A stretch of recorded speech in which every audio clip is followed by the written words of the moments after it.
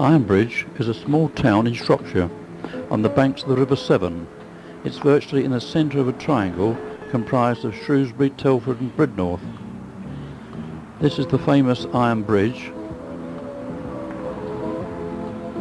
It's a great tourist attraction and part of the museum complex, which embraces 5 other museum sites in an area of about 6 square miles. This is the toll house, and there you see a table of tolls. The bridge was closed in about 1969.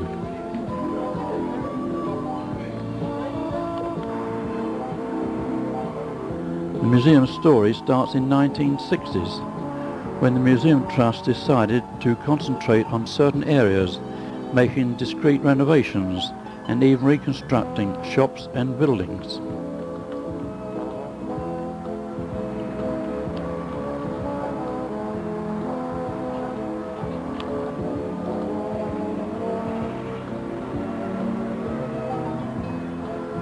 The view from the bridge looking up the gorge to the west.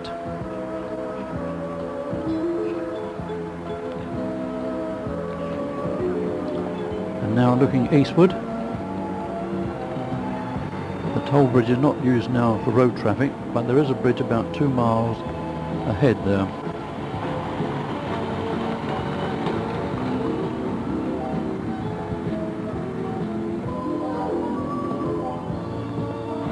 The Industrial Revolution was made possible by the development made in this area. The River Severn was ideal for transporting iron, coal and clay, etc., which was mined in the vicinity.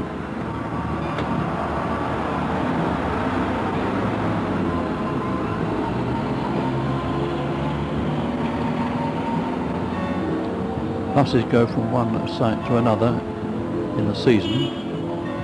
There's Ely's, the noted iron manufacturers, which you'll see later. The Iron Bridge itself is a lasting monument to Abraham Darby, who perfected the means of smelting coke with iron at his nearby works at Coalbrookdale.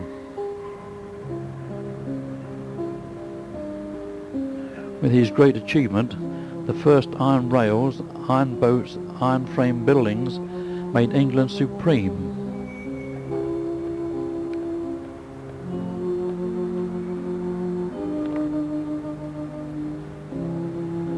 Opened in 1779. These sections must have been a miracle at that time.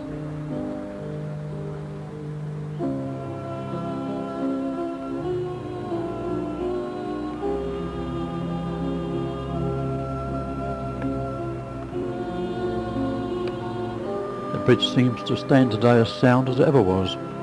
It's a magnificent sight. Here we are at Jackfield. Jackfield is on the south bank of the River Severn and about a couple of miles east of Ironbridge.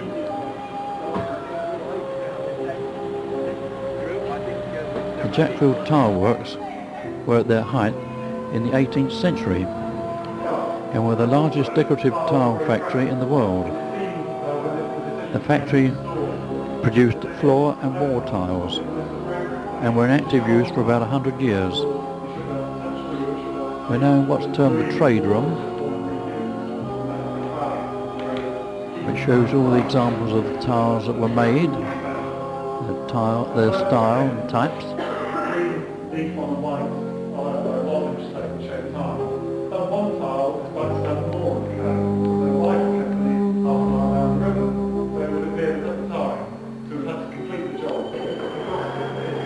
We're now in the museum, showing all the decorative wall tiles. Many of these picture tiles bring back memories of yesteryears, when the walls in such shops as Lipton's, Maypole, Sainsbury's and many large dairies had walls of this type. They're beautifully executed.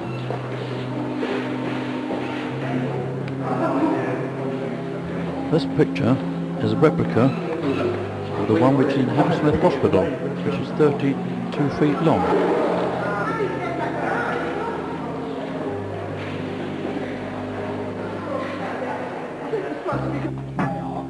We're now approaching the works.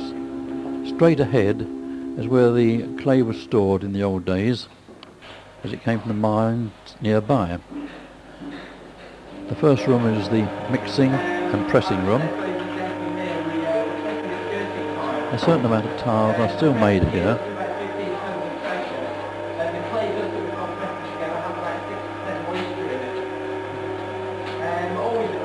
Young men explain to the people how they're made and how they're decorated.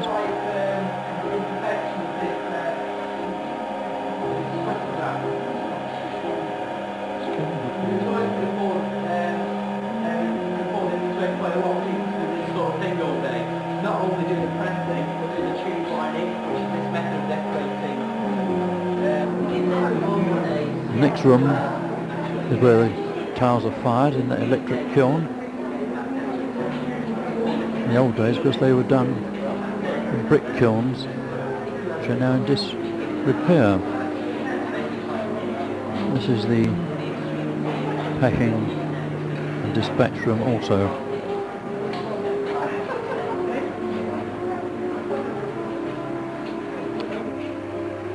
You can see the link to the factory outside. Along there ran the railway in the old days. And straight down there is the gorge and the River Severn. We've now come to Bliss Hill Museum. It's on a 50-acre open site developed as a living history of how things were about the turn of the century. This is a picture of the village, but it's very hard to follow.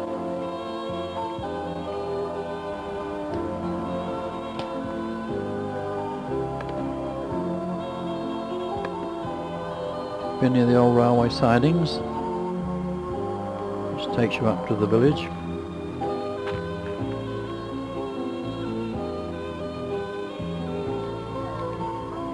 The old post box, and next to it is the bank, where you can change your modern coinage for the old 3 decimal coinage, pennies, halfpennies, farthings, etc.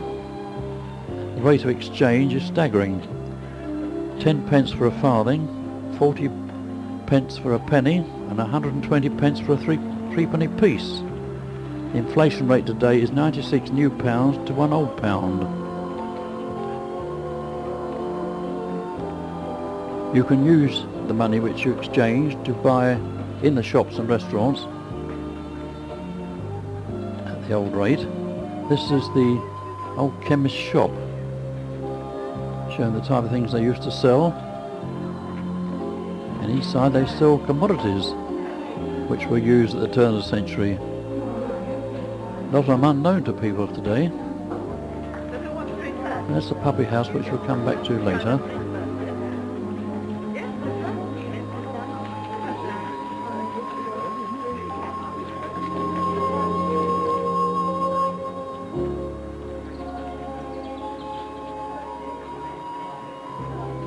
Tin plate works,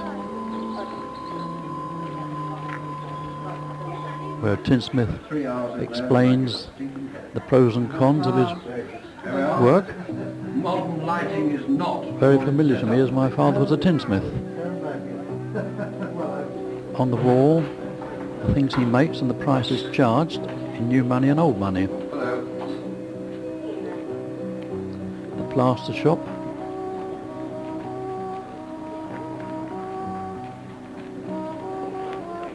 Opposite, the cobbler, the shoemaker, who kindly posed for me. He's in the process of making the shoe inside. We're now in the old public house.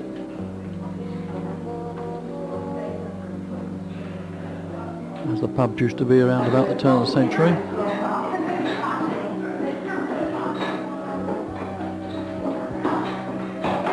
You could buy a pint of beer here, it'd be for a penny farthing.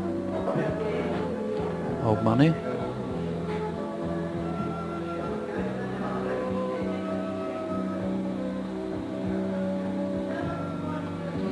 restaurant is upstairs, and here's the menu.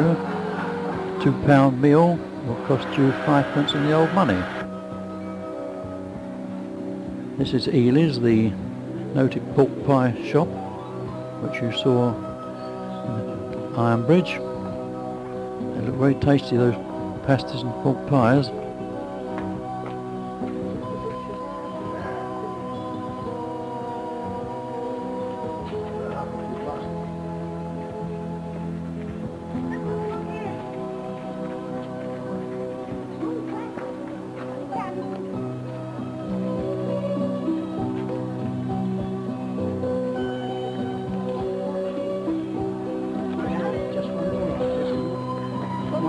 This was of great interest to me, the casting works, where they cast brass and iron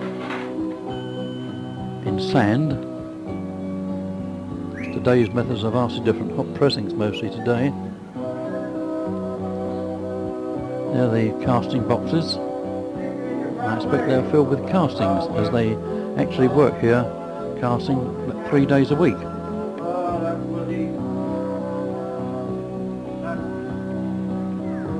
Next door, the mason.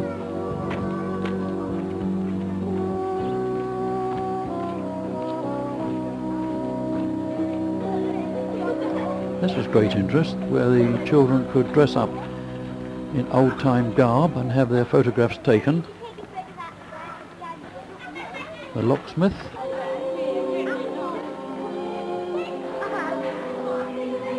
You could have your keys copied here, old-type keys. There's a sample of his workmanship on the bench. Beautiful made safe keys.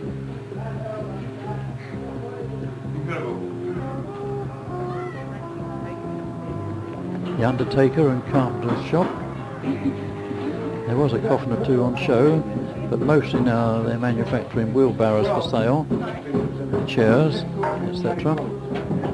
Using the old type tools and machinery.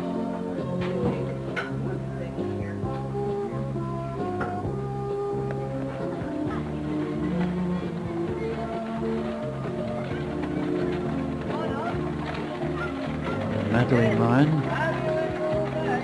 Madeline was the name of the village. Nearby. Power room. Beautifully kept machinery.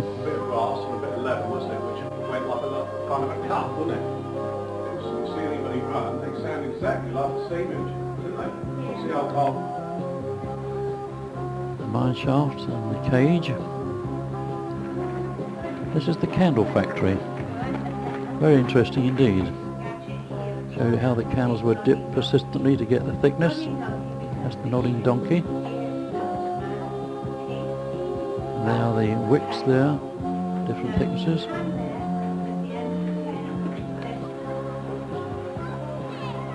The bakers.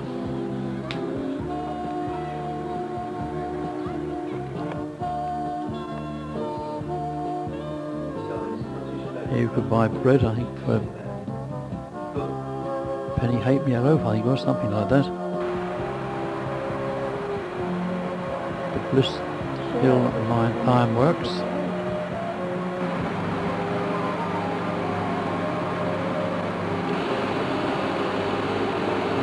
The works are in use about 3 days a week, where they manufacture wrought iron from pig iron. The old manor, using steam hammers. Unfortunately, it wasn't working the day we were here.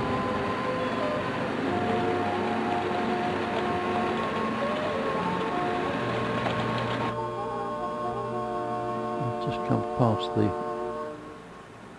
end of the work. This is the offices and entrance, as was. That's the entrance to the factory.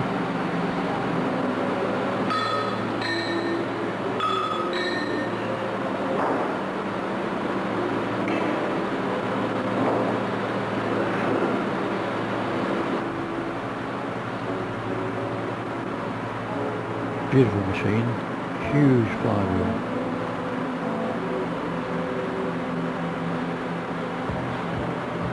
We're in apple pie working order.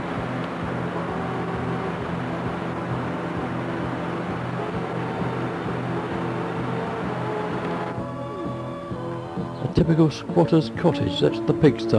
Actually, there was a pig in there. And that's the outside loo, which brings back many memories to me in my country holidays.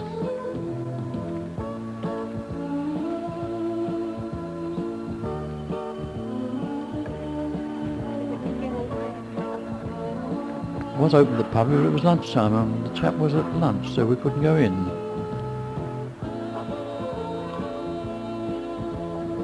This is the old toll house, removed from outside Telford and reconstructed here. The Bible and the old iron bed.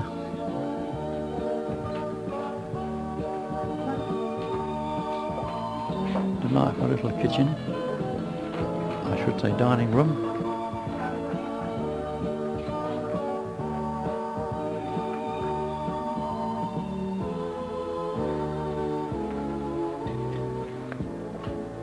The kiddies' bedroom, the slate, the old wooden horse.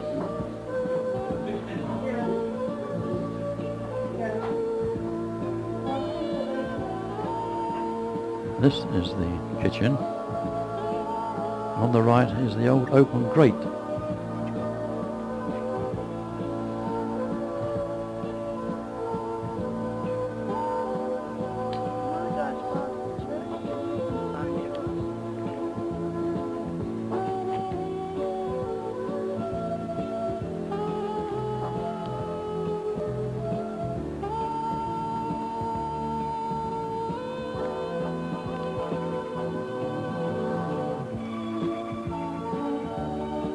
This is the end of the museum. This is the beginning of the incline on the left where the boats were pulled up from the River Severn to a nearby canal.